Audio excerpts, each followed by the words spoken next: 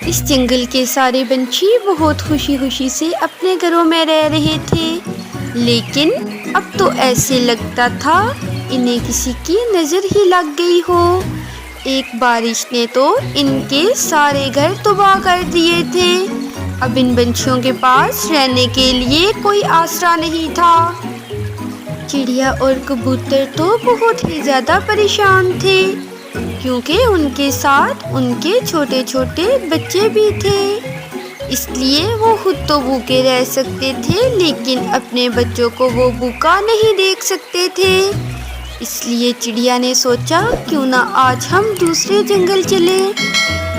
मेरे प्यारे बच्चों, अब मैं आपको लेकर इधर और समय नहीं रुक सकती, क्योंकि बादल का कोई पता नहीं, कभी भी वो बारिश बरसा सकता है।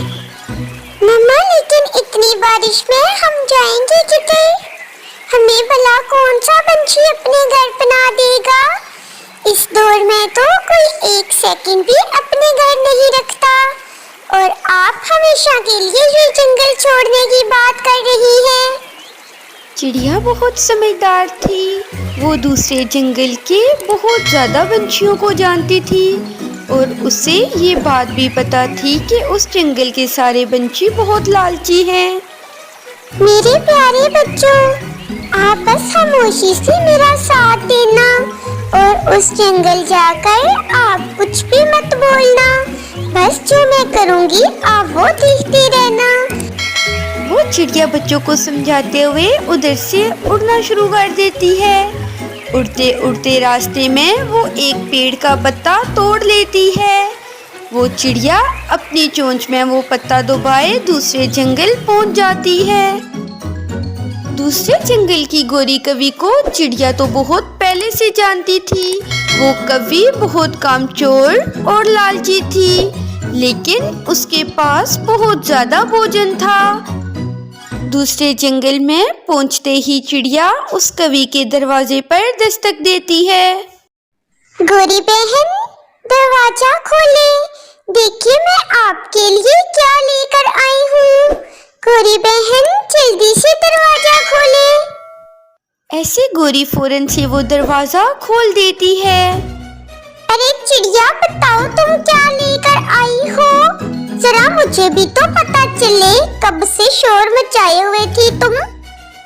अरे गोरी बहन, मुझे ये पत्ता जंगल के एक बुजुर्ग पंछी ने दिया है।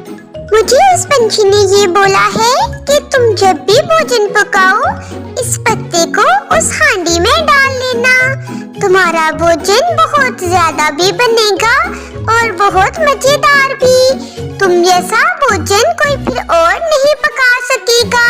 इतना मजे का भोजन होगा, क्योंकि इस पत्ते में तो जायके का जादू है।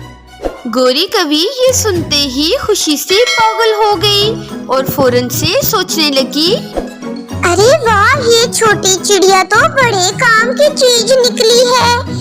अगर ये मुझे जादू वाला ये पत्ता दे दे, तो मैं तो खुशी से पागल हो जाऊंगी। मैं तो रोज मजे मजे का भोजन खाया करूंगी। ऐसे सोचते ही गोरी कवि फौरन से चिड़िया को बोली, अरे चिड़िया, क्यों ना तुम मेरे पास मेरे घर ही रह लो, और फिर दोनों मिलकर मजे मजे का भोजन खाया करेंगी। ऐसे ये पत्ता तुम्हें भी फायदा देगा और मुझे भी। चिड़िया तो हांडी बनाने के सारे राज जानती थी। उसने फौरन से गोरी को हाँ बोल दिया, और शायद ये चिड़िया तो सुनना भी यही चाहती थी। ऐसे उस चिड़िया ने गोरी कवि को लालच देकर अपना काम निकलवा लिया, और वो ऐसे ही बहुत ज़्यादा दिन उसके घर ठहरी, और साथ ही उसने अपना घर उसी जंगल में बना लिया था। उस कमचोर कवि को ये अंदाजा तक भी ना हुआ कि वो चिड़िया उसकी कमचोरी का खूब फायदा उठा के चली गई है।